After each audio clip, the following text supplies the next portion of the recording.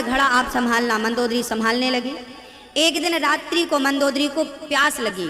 उस घड़े के रक्त को पानी समझकर धोखे से मंदोदरी ने पी लिया। और मंदोदरी ने जब संतों का वो तेज पिया, रक्त पिया, तो मंदोदरी गर्भवती हो गई। मंदोदरी ने देखा मैं गर्भवती हूँ, तो रावण से प्रार्थना करी कि आप जरा गर्ज ना करिए, क्योंकि रावण गरजता था ना तो गर्भवती नारियों के गर्भ गिर जाते थे। तो रावण गरजा तो मंदोदरी का गर्भ गिरा। तो मंदोदरी ने निकाल के उसी घड़े में डाल दिया, मुंह बंद करके रख दिया। तब रावण को याद आया कि मैंने तुझे घड़ा दिया था, कहाँ है? बोली ये रखा। रावण ले गया वो घड़ा और ले जाकर जनक की जमीन में गड्ढा खोद के गाड़ दिया। अब वो घड़े में जो मंदोदरी का महीने 2 महीने का जो गर्भ था वो घड़े में था, उसका पालन पृथ्वी माँ ने करना शुरू कर दिया। पृथ्वी ने अपने गर्भ में रख लिया। और जब वो पक्का, अच्छा ये रावण ने खून क्यों गाड़ा था?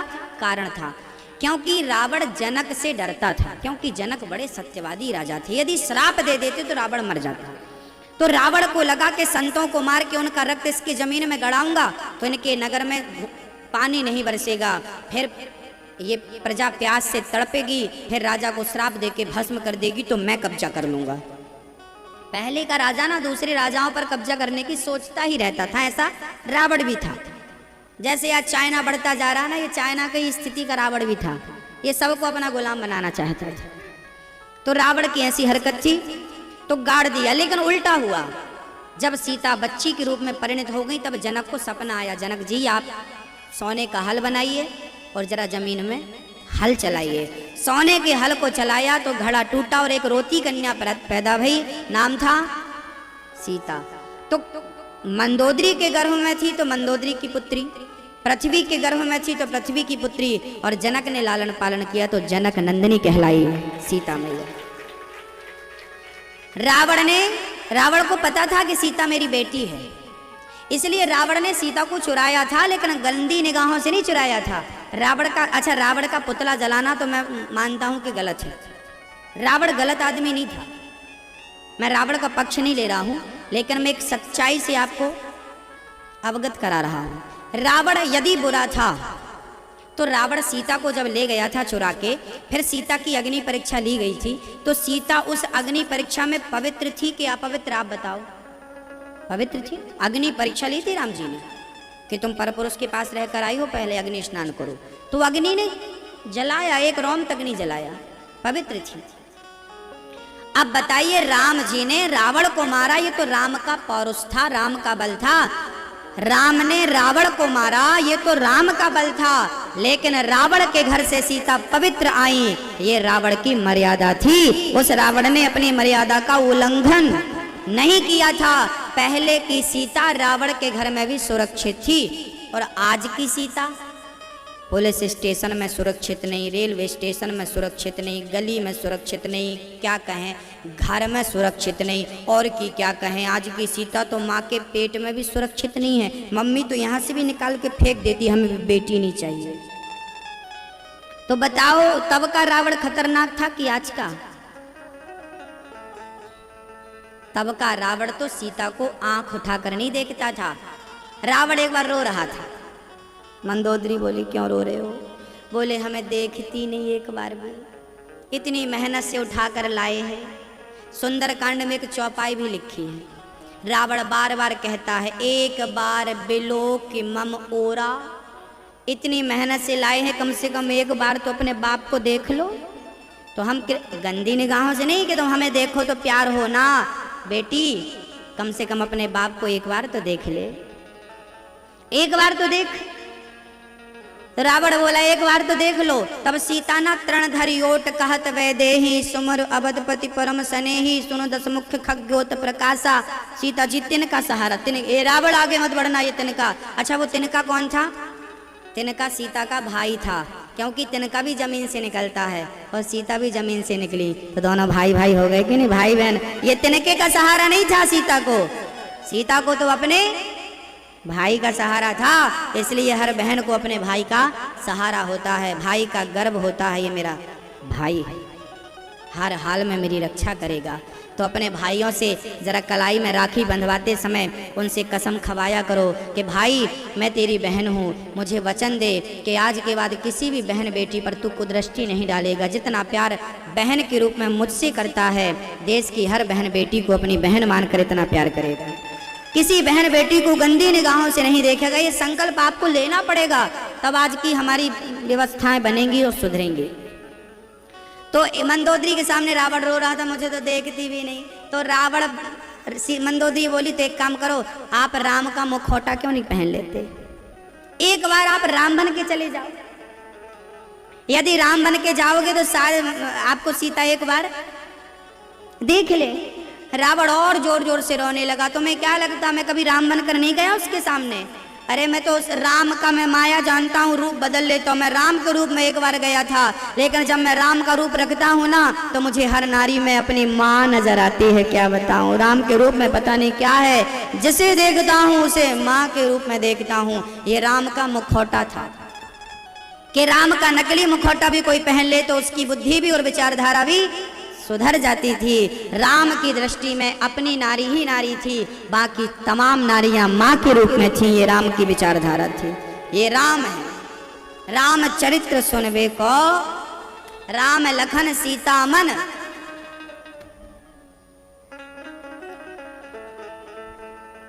रामचरितमानस में लिखा है कि जो अपना कल्याण चाहता है पर नारी को ना देखे। पुरुषों को चाहिए कि नारियों को देखना छोड़ दें, नारियों को चाहिए पुरुषों को। महाराज जी देखना, वही मार्केट जाते हैं तो देखना तो हो ही जाता है, और आप कह रहे देखो मत, तो क्या करें? बोले पट्टी बांध कर जाएं आंखों में। बोले पट्टी बांधने की जरूरत नहीं है। फिर क्या? बोले केवल विचारधारा बदलने की जरूरत है। हाँ, स्कूल में पढ़ाया जाता है समकोण षटकोण, समकोण और षटकोण की उतनी आवश्यकता नहीं होती जितनी दृष्टिकोण की आवश्यकता होती है। पर वो दृष्टिकोण किसी स्कूल में नहीं पढ़ाया जाता। क्या चाहिए? बोले दृष्टिकोण चाहिए, देखने का नजरिया चाहिए। क्या नजरिया हो वो मैं आपको बताता हूँ। नारी को देखना बुरा नहीं है, लेकिन कैसे? हमारे संत और शास्त्र कहते हैं देखो भालो तको मत। देखना बुरा नहीं है, ताकना बुरा है। देखो भालो तको मत, खाओ पियो छको मत, चलो फिरो थको मत, बोलो चालो बको मत। तो देखना बुरा नहीं है, क्या है? ताकना। और आजकल के बच्चे देखते नहीं है, ताकते हैं। इनके मोबाइल में रिंगटोन सेट है, ताकते रहते तुझको सांझ सवेरे।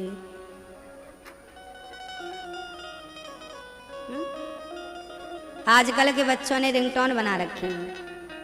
तो भैया शास्त्र कहते हैं देखो पर ताको मत। तो कैसे देखें भैया? बोले हमसे उम्र में कोई बड़ी स्त्री है तो उसे देखो ना, खूब देखो। पर कैसे? जैसे अपनी माँ को देखते हो। आपकी बराबर की है उम्र में तो उसे भी देखो। पर कैसे?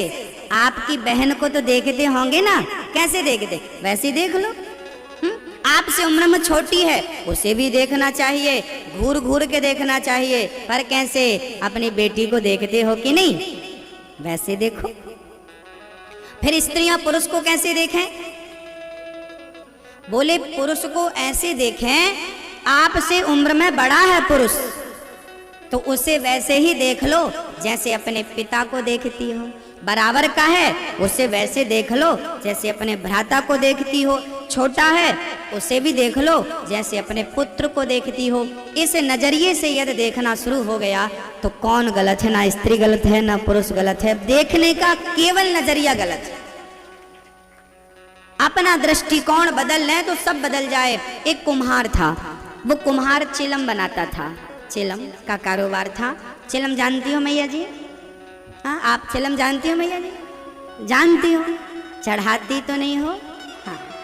एक कुम्हार था, उसका काम था चिलम बनाने का, और वो अपना परिवार चिलम के पैसे से पालता था। एक महात्मा जी आए, ए पागल चिलम क्यों बनाता है? तो क्या बनाऊं? बोले समय गर्मी का आ रहा है, घड़ा बना, और जब घड़ा बनाएगा तो खूब पैसे मिलेंगे। कुम्हार ने घड़ा बनाया, पकाया, सुखाया और बाजार में बेचा। किसी यात्री ने घड़े को खरीदा और जाकर के पानी भरा, और किसी मुसाफिर ने पानी पीकर प्यास बुझाई तो कहा कि भाई कितना शीतल जल तुमने पिलाया, अपार शांति मिल गई, आनंद आ गया इस जल को पीकर। तब उस मिट्टी से आवाज आ गई जिस मिट्टी का घड़ा बना था। उस मिट्टी ने कहा कुम्हार तेरे विचार बदले, मेरी तो जिंदगी बदल गई। क्यों? क्योंकि तू मुझे चिलम बना दिया होता तो मैं भी जलती, जो इसे पीता वो भी जलता। तूने मुझे घड़ा बना दिया, मैं भी ठंडा हूँ, जो इसका जल पीता है वो भी शीतलता को प्राप्त होता है। तेरे विचार बदले थे, मेरी पूरी जिंदगी बदल गई। तो जिंदगी बदलना हो तो अपना केवल विचार बदलना होगा। दृष्टि बदलेंगे तो सृष्टि अपने आप बदल जाएगी। सृष्टि बदलने निकलेंगे तो कुछ नहीं बदलने वाला।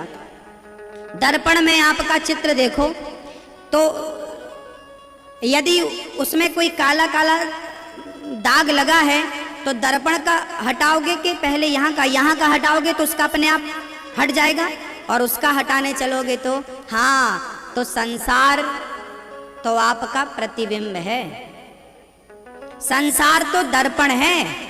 जब अपने आप को बदलेंगे तो संसार अपने आप बदल जाएगा। हम अपने आप को बदलते नहीं और चिल्लाते रहते हैं कलयुग है महाराज, घोर कलयुग है। कौन सा युग चल रहा है ये मैया जी? हाँ, कौन सा युग चल रहा है ये? एक बार और बता दो, हमें नहीं पता, सही बताओ। कलयुग चल रहा है ये? हाँ? ये कौन सा युग चल रहा है? कितने युग होते हैं आप सुन रही हो मैया जी हम जो कह रहे हैं? हाँ, 4 युग होते हैं। कौन कौन से? सतयुग, त्रेता युग, द्वापर युग, कलयुग। ये चारों युग 24 घंटे में 4 चक्कर लगाते हैं। चारों युग एक एक चक्कर 24 घंटे में लगाते हैं। 24 घंटे सवेरे 6 बजे से लेके दूसरे दिन के 6 बजे तक। तो भैया कितना चक्कर हो गया? एक एक चक्कर। आप कह रहे हो, लोग ना दुहाई देते हैं महाराज जी कलयुग है, कलयुग। कोई कलयुग नहीं है, बदनाम मत करो कलयुग को। कलयुग बहुत बढ़िया युग है, आपने बदनाम किया कलयुग को। कलयुग जैसा कोई युग नहीं। वैसे ये कलयुग नहीं चल रहा। 4 युग होते हैं और चारों का टाइम होता है। कौन से टाइम पर कौन सा युग चलता है मैं आपको क्लियर समझाऊं, आप बहुत ध्यान पूर्वक सुनेंगे तो समझ में आएगा। आप बताता हूं कि कलयुग कब चलता है, सतयुग कब चलता है, द्वापर कब। सवेरे 4 बजे से लेके सवेरे के 9 बजे तक, सुबह प्रातः काल 4 बजे से सुबह के 9 बजे तक कौन सा युग चलता है? सतयुग चलता है। क्योंकि कितना भी शराबी हो, कितना भी बिगड़ा इंसान हो, इस समय वो अच्छी बातें करता है, उसकी बुद्धि इस समय अच्छी होती है। आपने देखा होगा दुष्ट से दुष्ट आदमी, अच्छा सवेरे बड़ी शांति, बड़ी ठंडक, बड़ी गर्मी के मौसम में भी सवेरे ठंडक होती है, शीतलता होती है, सुख मिलता है, सुकून मिलता है। कितने बजे से? शाम को, रात्रि को, प्रातः काल भोर के 4 से लेकर ब्रह्म मुहूर्त के 4 से लेकर 9 बजे तक। कौन सा युग है मेरी माँ? सतयुग है। इसके बाद 9 बजे के बाद से 10 बजे से लेकर शाम को 4 बजे तक कौन सा युग चालू हुआ? त्रेता युग। क्योंकि त्रेता में राम जी कहाँ गए थे? वनवास। तो आप भी, आपके पति लोग भी सवेरे 9-10 बजे वनवास चले जाते कि नहीं? दिन भर का वनवास होता है, काम धाम के लिए निकलते हैं तो क्या होता है? हमारी माताएं जो काम धाम करती हैं वो भी वनवास में चली जाती हैं। शिक्षक हैं, आप लोग पढ़ाते लिखाते हैं तो वो वनवास ही एक प्रकार का है कि नहीं? तो क्या होता है आपका? फिर वहां कर्म होता है, काम करो काम करो काम। ये कौन सा युग चल रहा है? जहां आपका कर्म आपके साथ है, वो कौन सा युग है? वो त्रेता युग है। शाम को 5 बजे से रात के 8 बजे तक कौन सा युग है? द्वापर। इस युग में क्या हुआ था? इस युग में भगवान गोपियों के संग रास रचा रहे थे। इस युग में भगवान गोपियों के साथ नाच रहे थे, रास कर रहे थे। तो कभी मक्खन चुरा रहे थे, तो कभी कबड्डी, ग्वाल वालों के संग कबड्डी चल रही थी। आपने देखा होगा शाम को ना 5 बजे जब आपका पति लौट कर आता होगा ना, जब शाम को आपका पति आता होगा तो शाम को 5 बजे से लेकर रात को 8 बजे तक पिता अपने बच्चों के साथ टाइम बिताता है। प्रेम की बातें होती हैं, पत्नी बैठी है, पति बैठा है, माँ बैठी है, सब वार्तालाप करते हैं। प्रेम भरी बातें शाम को ही होती है ना, समय निकाल के, हाँ या ना? होती हैं। कभी कभी पिताजी आओ बच्चे के साथ, शाम को मैंने देखा बहुत सारे पिता अपने बच्चों के साथ क्रिकेट खेलते हैं, तो चिड़िया बल्ला चल रहा है, ये खेल रहे हैं, चलो बेटा कबड्डी, कभी पिता ने पीठ में बैठा लिया और बैल बन के, घोड़ा बन के पिता चल रहा है। ये सब नज़ारा शाम को ही मिलता है कि सवेरे? शाम को, क्योंकि ये लीला भगवान ने कब रची? कब रची? कब रची? ये द्वापर युग में रची भगवान श्री कृष्ण ने। तो ये कौन सा युग चल रहा है? जहां प्रेम की अधिकता हो वहां कौन सा युग है? और रात को 9 बजे से लेकर 3 बजे रात तक जहां व्यक्ति सिर्फ भोग भोगना चाहता है, अब वहां चालू हुआ ये कलयुग। याद रखना, जब आपके हृदय में, अब इसका एक दूसरा पहलू सुन लीजिए, जब आपके हृदय में धर्म जागता है तब मान लेना कि धर्म जागता है तो आप सतयुग में पहुंच जाते हैं। जब आपके हृदय में कर्म जागता है, कर्म करो, तब आपके जीवन में त्रेता युग आ जाता है। जब आपके हृदय में प्रेम जागता है तब द्वापर युग आता है। और जब आपके हृदय में वासना जागती है भोग की, तब कलयुग सवार हो जाता है। ये कलयुग का, ये सतयुग का, ये द्वापर का परिचय। ये मत गाना गाया करो कलयुग चल रहा है, अरे तो सतयुग चलाओ, द्वापर चलाओ, कीर्तन करो। जिसके घर में रोज कीर्तन होता है, रोज कथा होती है, वहां कलयुग की परछाई भी प्रवेश नहीं करती। हमारे भैया जी ने भागवत करवाई है, आप कथा में बैठे हो, कोई कह सकता है कि यहाँ कलयुग है? कलयुग तो बाहर रोड के उस तरफ होगा, यहाँ नहीं आएगा। जहां राम नाम है वहां कलयुग नहीं है। परीक्षित ने कहा था कलयुग को रहने के 4 कमरे हैं। कलयुग ने बोला था महाराज मैं 4 जगह रहूंगा। कलयुग कहाँ कहाँ रहता है? द्यूतम पानम स्त्रियः सूना यत्रा धर्मश्च चतुर्विधा। जहाँ जुआ होता है, जहाँ शराब होती है, जहाँ चरित्रहीन लोग होते हैं और जहाँ मांस होता है, जहाँ ये 4 चीजें हैं, जहाँ भ्रष्टाचार होता है 5वां, वहाँ कलयुग है। शराब, जुआ, चरित्रहीनता और मांस, और 2 नंबर का काम, यहाँ कलयुग है। कथा कीर्तन में कलयुग नहीं होता, इसलिए मंदिर में शांति होती है। इसलिए कथाओं में आप अपने घर में इतनी देर नहीं बैठ सकती मैया जितनी देर यहाँ बैठी हैं, क्योंकि घर में कलयुग का प्रभाव है, यहाँ सतयुग त्रेता द्वापर का प्रभाव है।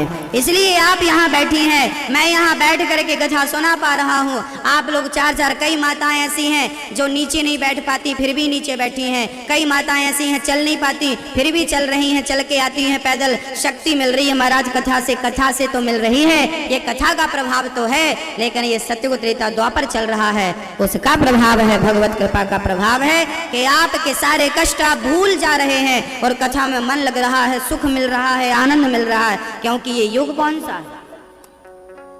सतयुग है, त्रेता है, द्वापर है। यहाँ कलयुग नहीं है, क्योंकि यहाँ किसी की दृष्टि में काम नहीं है ना, यहाँ वासना नहीं है ना, इसलिए कलयुग नहीं हो। वासना आ जाए किसी को देखकर तो फिर कलयुग चालू हो जाएगा, फिर वो आपके लिए चालू होगा। जरूरी नहीं है कि बाजू वाले के लिए चालू हो जाए, क्योंकि उसकी दृष्टि अच्छी है। तो जाकी रही भावना जैसी, प्रभु मूरत देखी तिन तैसी। कलयुग का गाना ना गाइए। भगवान सारे युगों में मिलते हैं, कलयुग में भी भगवान मिलते हैं। कलयुग में भी मन स्वच्छ हो, मन पवित्र हो। भगवान अपनी दृष्टि बदलने की जरूरत है, केवल नजरिया बदल दीजिए, भगवान मिल जाएंगे। भगवान श्री कृष्ण जंगल में गए, शेर मरा पड़ा था, जाम्बवंत जी से भगवान ने युद्ध किया। 27 दिन तक कलंक लगा तो मिटाना भी तो है। जाम्बवंत से भगवान ने युद्ध किया, 28वें दिन खूब पिटाई करी। जाम्बवंत जी चरणों में आ गए, प्रभु क्षमा करो। भगवान बोले पहले ही आ गए होती तो इतनी धुलाई क्यों होती? जामवंत जी चरणों में गिर पड़े, बाद में कहते हैं मेरी बिटिया से विवाह कर लो। तो जामवंत की बेटी जाम्बवती से भगवान ने दूसरा विवाह संपन्न किया। भगवान ने जामवंत की बेटी से विवाह किया और मणि ले जाकर सत्यजित को दी। सत्यजित जी, तुम्हारी मणि को तुमने हमें चोर बना दिया, हमने नहीं चुराई, फलानी जगह मिली, हमें चोर मत कहो भाई, मणि वापस। अब गांव के लोगों ने ताने, अरे भगवान को चोरी लगा दी भगवान को। सत्यजित को बड़ा गंदा लगा, उन्होंने अपनी बेटी को ले जाकर कहा प्रभु मेरी बेटी से विवाह कर लो। भगवान बोले हमारे 2 विवाह हो चुके हैं और हम विवाह नहीं करना चाहते। करना पड़ेगा, सत्यभामा बेटी है मेरी, विवाह कर लो। सत्यभामा से पूछा क्यों, हमारे 2 विवाह हो चुके, करोगी? बोले क्यों नहीं करेंगे, कर लेंगे। सत्यभामा बोली कर लेंगे। भगवान बोले तो आओ। प्रेम से कर लिया विवाह, तुरंत आग वाग जलाई, फेरे पड़े, विवाह हो गए। एक दिन अर्जुन के साथ भगवान गए, तीसरा विवाह सत्यभामा से। एक दिन भगवान अर्जुन के साथ जा रहे थे तो यमुना के किनारे एक सांवली सी लड़की बैठी थी। भगवान को देखकर चरणों में गिर पड़ी, अरे देवी कौन हो तुम? हम यमुना हैं, क्या चाहती हो? बोले कृष्ण से विवाह करना चाहती हैं। अर्जुन दौड़े दौड़े गए, प्रभु आपकी पत्नी आगे है। आगे? मेरी तो 3 पीछे हैं घर पर। नहीं, ये चौथी होने वाली कौन है? ये यमुना है। कौन हो देवी? मैं सूर्य की बेटी हूँ, यमराज की बहन हूँ। अर्जुन डरे, भगवान नहीं करेंगे तो यमराज ले जाएंगे। शनि की बहन हूँ। अब देखो पावर दिखा रही है यमुना जी। मेरे भाई कौन है, सुन रहे हो? मना बस करो तुम, हम लगवाते हैं शनि को पीछे। यमुना जी के 2 भाई हैं, एक यमराज एक शनि महाराज, सगे भाई हैं। इसलिए दीपावली के बाद जो भाई दूज आती है, उस भाई दूज को बहन भाई हाथ पकड़ के मथुरा के विश्राम घाट में जो भाई बहन डुबकी लगाते हैं यमुना में, वो कभी यमदूत के बंधन में नहीं बंधते, ऐसा शास्त्रों में वर्णन है। यमदूतिया भाई दूज कहते हैं उसको। दीपावली के बाद जो द्वितीया आती है भाई दूज, उसकी बड़ी महिमा है। यमुना जी से विवाह कर लिया, ठीक है भैया तुम डरा रही हो तो कर लेते हैं। अच्छा, भगवान श्री कृष्ण के फिर साले कौन हो गए? एक सज्जन बोले महाराज हमें शनि परेशान कर रहा। हमने कहा तुम जीजा जी के पास क्यों नहीं जाते? जीजा जी कौन? हमने कहा शनि के जीजा कृष्ण। तो तुम जीजा को खुश कर लो तो साला तो पीछे पीछे घूमेगा। हाँ, शनि महाराज 2 लोगों को कभी नहीं परेशान करते, जो हनुमान जी की पूजा करता है उसको, और जो भगवान कृष्ण का उपासक है उसको शनि की दशा नहीं, शनि की कृपा प्राप्त होती है उसको, जो भगवान के। कितने ग्रह होते हैं? 9 ग्रह होते हैं। एक 10वां ग्रह भी होता है जिसको कहते हैं अनुग्रह। यदि भगवान का अनुग्रह हम पर है तो 9 की 9 ग्रह बाल भी वांका नहीं कर सकते। बस परमात्मा का अनुग्रह होना चाहिए। भगवान का हाथ हो तो राहु केतु मंगल और क्या बिगाड़े कोई, कृपा इनकी हो, कोई परेशानी नहीं। तो जीजा जी ये हैं, साले साहब वो हैं, तो जीजा खुश तो साला। 4था विवाह यमुना जी से संपन्न हुआ। 5वां विवाह भगवान का हुआ है उज्जैन में, मित्रविंदा नाम की कन्या से। पढ़ने गए थे तभी एक लड़की पसंद आ गई थी। बोले अभी तो बच्चे हैं, बड़े होंगे तो देखेंगे। तब तक वो कुंवारी बैठी रही मित्रविंदा। करेंगे तो आपसे विवाह करेंगे। संदेशा वंदेशा पहुंचाया। भगवान बोले राम राम, बूढ़ी ना हो जाए तो कर लो। भगवान दौड़े दौड़े गए और ले आए उसको। हाँ, अच्छा भगवान की भी ना बड़ी, सुदामा जी कह रहे हैं तुम्हारी कितनी पत्नियां हैं? कन्हैया बैठी तो है सामने, गिन लो, गिनते बने तो। बाजार लगी थी पूरी। सुदामा गिनने बैठे, महाराज ये तो हजारों हैं। तो 16,108 ऐसी हो गई। अरे लाला तेने बुलायो ना मोकू शादी में? कन्हैया बोले सुदामा शादी की तारीख पक्की होती तो इनवाइट करते हम, सब इमरजेंसी केस है, ले के भागना पड़ा है। कोई मंडप तक नहीं गड़ा एक के में भी। यूं ही मित्रविंदा से 5वां विवाह संपन्न हुआ। कौशल देश में भगवान का सत्या नाम की कन्या से विवाह हुआ। 7 बैलों को एक साथ नाथ करके भगवान ने विवाह किया। 6वां विवाह। 7वां विवाह भद्रा के साथ हुआ, जहां की कैकई मैया थी। भद्रा नाम की कन्या से भगवान का 7वां विवाह हुआ। 8वां विवाह भगवान का मध्य प्रदेश में लक्ष्मणा के संग हुआ। ये भगवान के 8 विवाह संपन्न हुए। भौमासुर नाम का एक दैत्य था जिसने 16,100 कन्याओं को बंदी बना रखा था। सारी कन्याएं तड़प रही थीं। भगवान ने चढ़ाई कर दी और भौमासुर को युद्ध में परास्त करके कन्याओं को छोड़ा। देवियों, किराया खर्चा हमसे लो और अपने अपने घर को जाओ। देवियां बोली, श्याम सुंदर, अब हमारा पिता हमें स्वीकार नहीं करेगा, कहेगा तुम पर पुरुष के पास रहकर आई हो, तुम्हें कौन स्वीकार करेगा। कन्हैया, अब आप हमसे विवाह कर लो। भगवान बोले, राम राम, 2-4 होती तो हम सोच लेते, जैसी 8 वैसी 12, पर तुम पूरी 16,100 हो। इतने तो घर भी नहीं हमारे पास। कन्हैया, फिर हम एक काम करो, फिर रस्सी दे दो। रस्सी क्या करोगे? बोले, फंदा बना के झूल जाएंगे, या तो फिर गोली दे दो हमें सेल फांस के, हम मर जाएं। भगवान बोले, तो फिर मरो मत। दरबार में बंसी वाले के दुख दर्द मिटाए जाते हैं, दुनिया के सताए लोग यहाँ सीने से लगाए जाते हैं। भगवान ने कहा, अब तुम्हें कोई नहीं अपनाएगा, मैं अपनाऊंगा। जिन नारियों को लोग देखना पसंद नहीं करते थे, उन नारियों से विवाह करके सम्मान के साथ उन्हें जीने का अधिकार दिया है परमात्मा ने। लोग कहते हैं भगवान ने इतने विवाह कर लिए। अरे भगवान ने ऐसी थोड़ी कर लिए, वो नारियां मर रही थीं, सम्मान कोई कर नहीं रहा था, तो उन्हें अपना मान करके स्वीकार कर लेने में क्या नुकसान है। यदि भगवान ने स्वीकार किया तो फिर आम आदमी को तो स्वीकार करना पड़ेगा। इसलिए भगवान ने उनकी रक्षा की है। भगवान कोई भोगी नहीं थे कि वासनाओं की पूर्ति के लिए उन्होंने इतने विवाह कर रखे। भगवान कृष्ण तो ब्रह्मचारी थे। इतने विवाह होने के बाद भी दुर्वासा जी एक बार गए गोपियों के पास, गोपियों से कहा कि हमें भोजन लाओ। यमुना के उस पार बैठ गए दुर्वासा जी। गोपियां थाल भर भर के जाने लगी। महाराज, नदी यमुना है, कैसे आए? तो कह दो यमुना से कि यदि दुर्वासा ने कभी दूबा के सिवा कुछ नहीं खाया तो यमुना रास्ता दे दो। यमुना रास्ता दी और सारी गोपियां दौड़ी दौड़ी आई और बाबा जी को खूब खिलाया, जबकि दुर्वासा 56 भोग खा रहे थे। और उन्होंने कहा कि दुर्वासा ने कभी दूबा के सिवा कुछ ना खाया हो तो रास्ता दे दो। यमुना ने रास्ता दे दिया। अब जाने लगी। बोली, अब कैसे जाएं? तो गोपियों से दुर्वासा जी ने कहा, जाओ यमुना से कह दो कि कृष्ण यदि ब्रह्मचारी है तो यमुना जी हमें रास्ता दे दो। यमुना ने रास्ता दे दिया। गोपियां बोली, ये यमुना झूठी है, काहे का ब्रह्मचारी? 16,108 विवाह और हर रानी के 10 बेटे और 1 बेटी। 16,108 तो बिटियां थी भगवान की, बेटी और बेटे इतने सब 16,108 में सबके 10-10 बेटे थे। तो ये काहे के ब्रह्मचारी? यमुना झूठी, तुम झूठ बोल रही हो। तब दुर्वासा जी ने कहा, देवियों, यमुना झूठ नहीं कह रही है, भगवान ब्रह्मचारी हैं। जो व्यक्ति भोगों के पीछे पड़ जाए वो भोगी है, और जो भोगों में रहता हुआ भी अपने मन को पवित्र रखे, बुद्धि को पवित्र रखे, वो योगेश्वर है, वो योगियों का योगी है। यत्र योगेश्वरः कृष्णो यत्र पार्थो धनुर्धरः।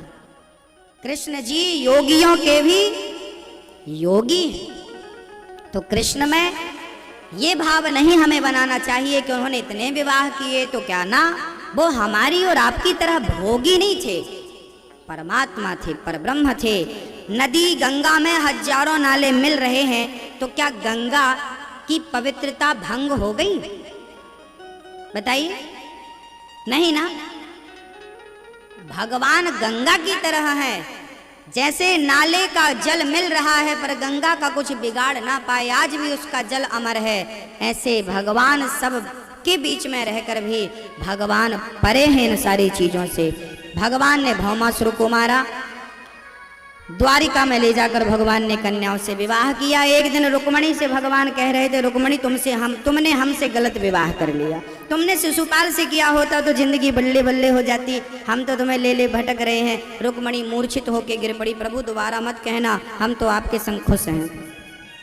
आप कह रहे हो हम न पिता का पता न माँ का पिता न माँ का पता। अरे आप जगत के माता पिता हो, आपके कोई माता पिता कैसे हो सकता है। बड़ा अद्भुत दर्शन। बाणासुर की बेटी उषा से अनिरुद्ध का विवाह संपन्न चित्रलेखा ने कराया। राजा नृग पर भगवान की कृपा हुई। स्पर्श होते ही राजा नृग गिरगिट की योनि से छूटकर परम धाम को चले गए। जरासंध से युद्ध करके भीम भैया ने उन्हें संतुष्ट किया और भगवत धाम जरासंध को मिला। भगवान की भक्ति कैसी हो ये सुदामा से सीखना चाहिए। आइए हम सुदामा के चरित्र की ओर चलें, सुदामा का दर्शन करें और प्रेम से सुदामा की पवित्र गाथा बड़े प्रेम से श्रवण करें। सुदामा नाम के मित्र थे भगवान श्री कृष्ण के, बड़े सखा थे, जिनके पास सुंदर दाम हो उन्हें कहते हैं सुदामा। अच्छा, सुदामा गरीब थे कि नहीं? आप क्या कहती हैं, पहले आप बता दें मैया जी, फिर हम बता देंगे। यदि सुदामा जी को कोई गरीब कहे तो फिर वो मेरी प्रश्न का उत्तर दे कि जिसके पांव भगवान ने आंसुओं से धोए और अपनी आसन पर बिठाकर इतना सम्मान दिया, वो कैसे गरीब है। धन से कोई गरीब होता है ये दुनिया के लोग कह सकते हैं, पर सुदामा धन के गरीब तो थे, ठीक है उनके पास रोटी नहीं थी, लेकिन वो दिल के गरीब नहीं थे। पायो जी मैंने राम रतन धन पायो, मीरा ने तो राम को ही धन कहा। किसको धन कहा? कृष्ण को धन कहा है। तो हमारा धन क्या है? भगवान और भक्ति हमारा धन है। और सुदामा के पास वो धन कूट कूट के भरा था। सुदामा जी की पत्नी का नाम था सुशीला। इनके पुत्र हुए थे 4। बड़े अच्छे बेटे थे, आज्ञाकारी थे। सुदामा की पत्नी तो बहुत अच्छी थी। किस्मत वाले को ऐसी पत्नी मिलती है, सुशीला। सुशीला इतनी गरीब थी कि वो फटी साड़ी पहना करती, आधी साड़ी एक रंग की और आधी साड़ी दूसरे रंग की। आप लोग जो फेंक देती हैं ना, वो उठा लेती थी सुशीला और उसे सिल करके सुई धागा से और लपेट लिया करती थी, पहन लिया करती थी। फटा सा कपड़ा पहनती थी, फटी साड़ी, वो कई जगह से फटी सड़ी थी। सुदामा जी की धोती थी, वो कई जगह से फटी थी। इतनी गरीबी जीवन में, लेकिन सुदामा का विश्वास कम नहीं हुआ। आप लोग कहते हैं ना, आप लोग ना हिसाब मांगते हैं। हमने कन्हैया तेरी इतनी भक्ति करी, प्रभु हमने आपकी इतनी पूजा करी, हमने आपकी इतनी सेवा करी, फिर भी हम गरीब हैं। अरे भाई, भगवान की पूजा तो करनी चाहिए, भगवान की सेवा तो करनी चाहिए, लेकिन जरूरी नहीं है कि हम सेवा करते हैं तो हमें गरीबी ना आए।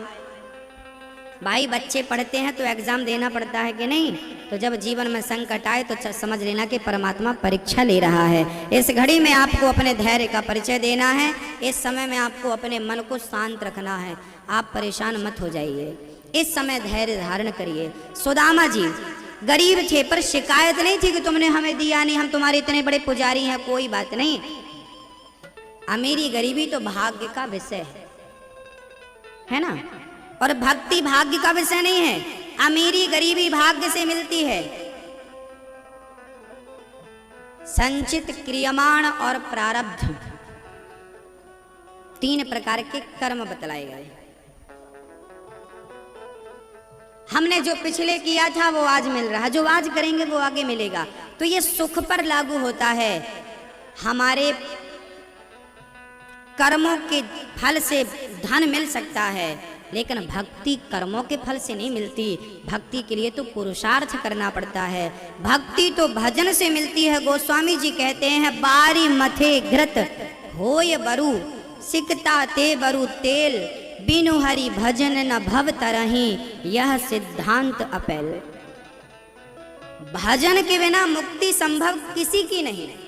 कर लो प्रयास, कर लो, कोई हर्ज नहीं है, प्रयास करने में क्या नुकसान है, पर भक्ति के बिना मुक्ति संभव नहीं है। सुदामा जानते थे, जीवन को भक्ति में लगाते थे।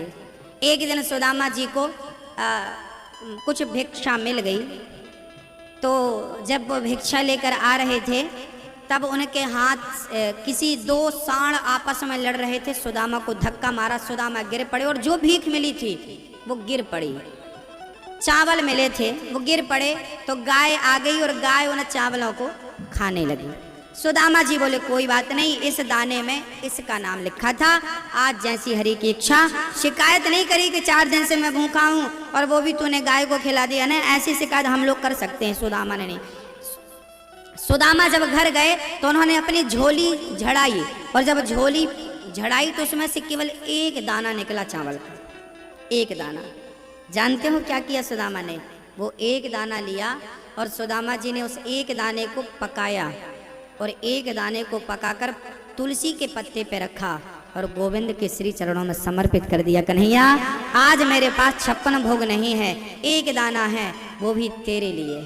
सुदामा 4 दिन से भूखे थे, पत्नी 4 दिन से भूखी, बच्चे चिल्ला रहे थे माँ भूख लगी है, माँ भूख लगी है, रोटी दे दो। पर सुदामा की गरीबी, पानी पी करके पत्नी और बच्चे रहते हैं, एक दाना मिला, वो भी ना पत्नी के लिए ना बच्चों के लिए, वो भी कृष्ण के लिए। भगवान देखना ये चाहते हैं कि आप मेरे से प्रेम कितना। ये सुदामा की गरीबी नहीं थी, ये सुदामा की परीक्षा थी। यदि जीवन में इतना संकट ना आता, इतनी परीक्षा ना होती तो क्या सुदामा को आप जानते? क्या सुदामा को मैं जानता? क्या आज उनकी कथा में सुना रहा होता? भक्तों, गोल्ड जब गंदा होता है ना तो शुद्ध करने के लिए उसे भट्टी पे ही डाला जाता है। ऐसे ही जब परमात्मा आपको जब आपके जीवन में कष्ट आए तो समझ लेना कि भगवान तपस्या की भट्टी में डाल